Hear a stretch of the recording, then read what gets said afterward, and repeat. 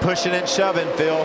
Ricky Carmichael gets a good run on the start here and gives Elliott Sadler a shove down into turn one. That 3 Chevrolet's ganging up on the outside. Right now, Jason doesn't have any help. Austin Dillon's trying to scramble to get to the back bumper of that gunbroker.com Ford.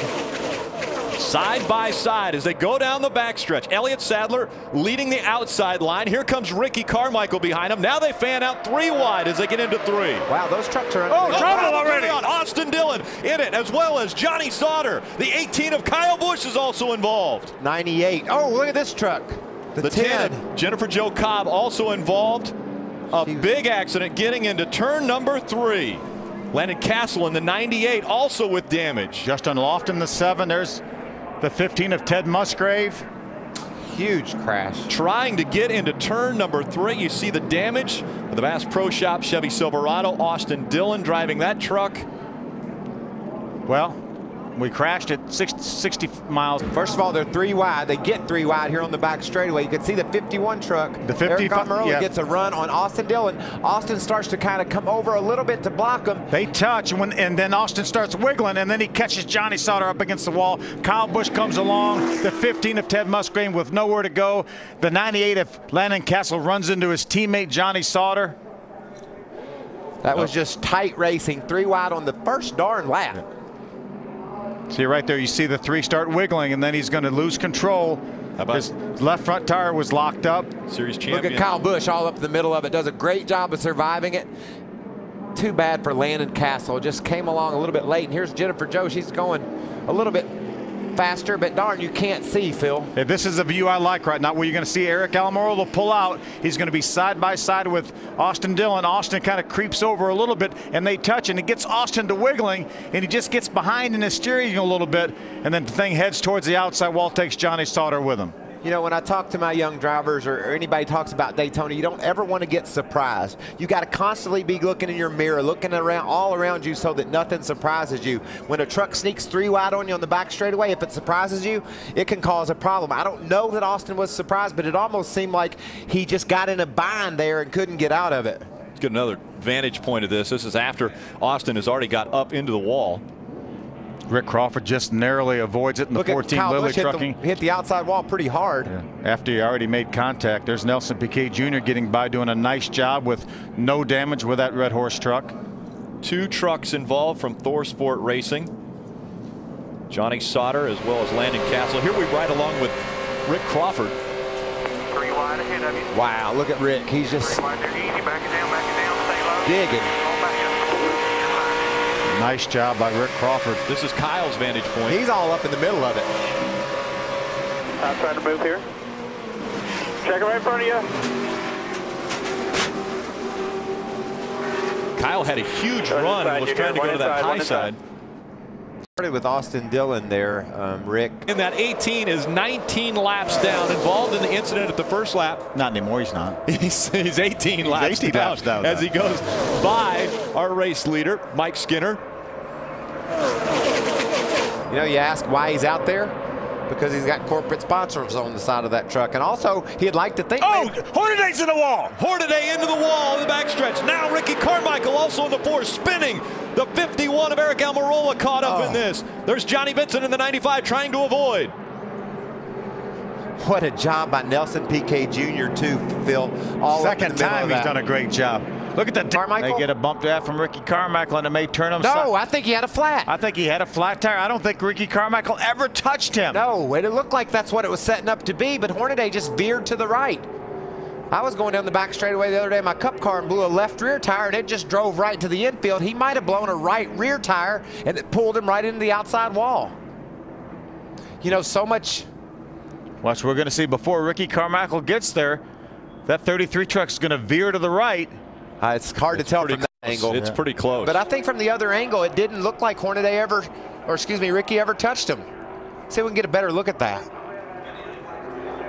Look at Neil. That's an amazing job Nelson Piquet did there. Let's keep an eye on it now.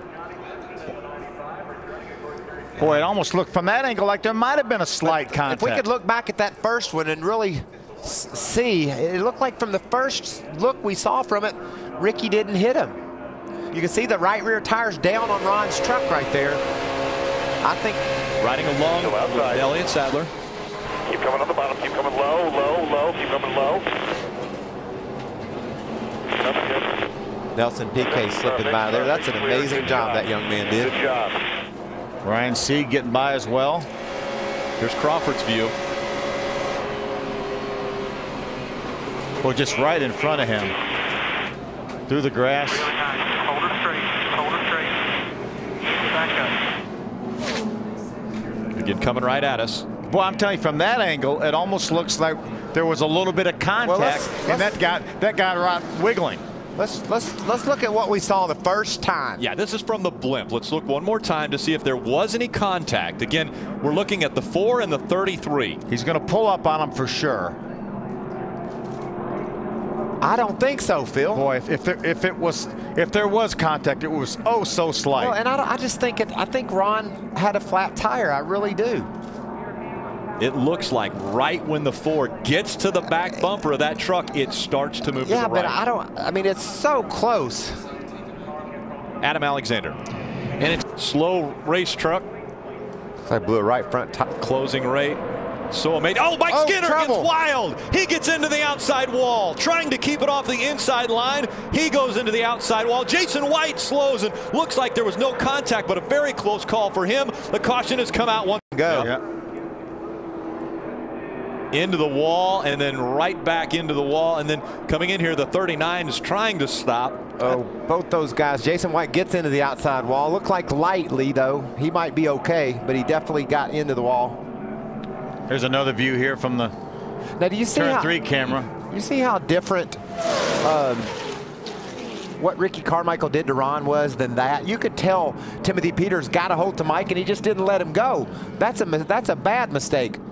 Lifted the back end off the ground. I mean, that was what happened with Mike Skinner here. Oh, how close for the 12 of Mario Goslin, just clearing that. You know, you wish that these drivers could be up here and watch what we watch, or see the replays, because I'm telling you, if they would have seen the replays with Ron Hornaday's incident, this incident would have never happened. Oh, he just watched. You can see that how this looks so much different than the last time we had this problem on the back straight. We can see how long they're tied together, and it just knocks Mike right out of the way. And guys, remember, Timothy Peters is trying to help Mike Skinner. He's not trying to hurt him. He's not trying to turn him around. He's trying to help him. That looked like pretty significant hit.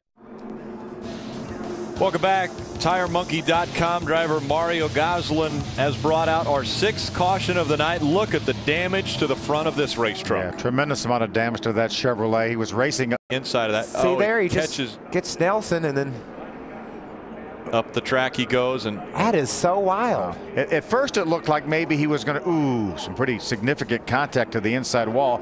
Looks like he was trying to get in line behind him, and then he couldn't get in line, and then they may have got hooked together or something. It's like it ran him up he got sideways a little bit there, and it runs him up the hill, and he just loses control. And look, this is a game of inches sometimes. This case, it's a couple of feet, but darn, if he could have just missed it there, he had a lot more room to slide after that.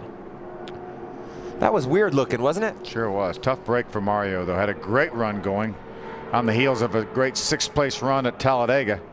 Check it out here. If he could just not hit there. Whoa, and that thing hit hard, too. Head on. Luckily, everybody did a good job of getting her locked down and keeping it from coming way up in the road. Tire Monkeys. There's Mario Goslin. Great sight. Yeah. Climbing out of that race truck. Take a look at this real time.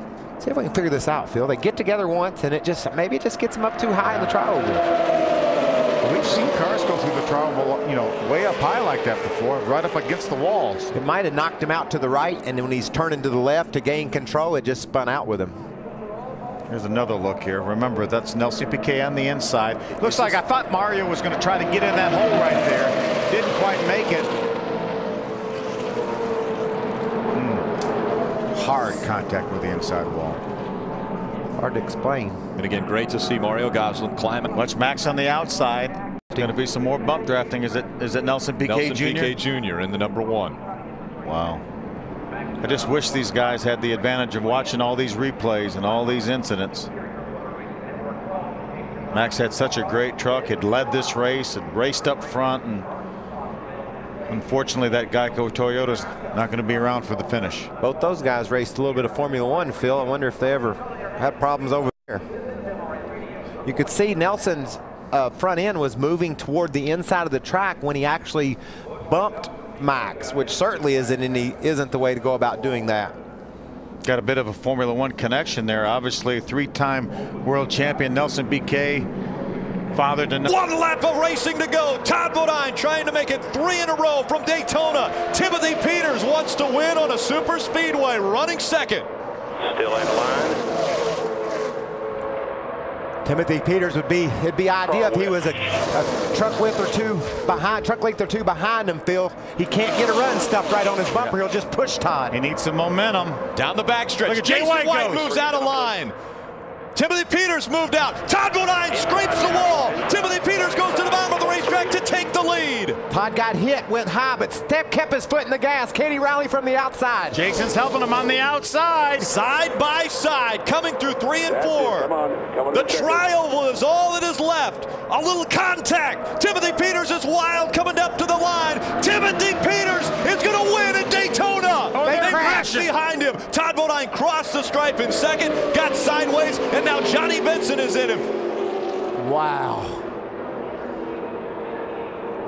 What a great job by Timothy Peters. Timothy Peters took advantage of Todd Bodine sliding up the racetrack. He got knocked up the racetrack.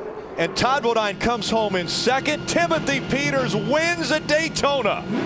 Unbelievable. We talked about him coming into his own last year. Well, he put a...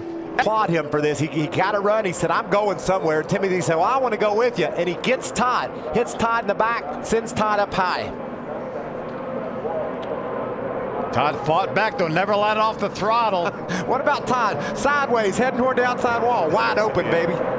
Thought maybe right here Todd might have had an advantage on the outside, but he went a little bit wide, lost about a half a truck length. And then the reason why Timothy won, look in the sensor. He's pushing him, giving him the momentum he needed to stay ahead of Todd Bodine. Another amazing finish from Daytona International Speedway. That was amazing, Rick. You're right. And Timothy Peters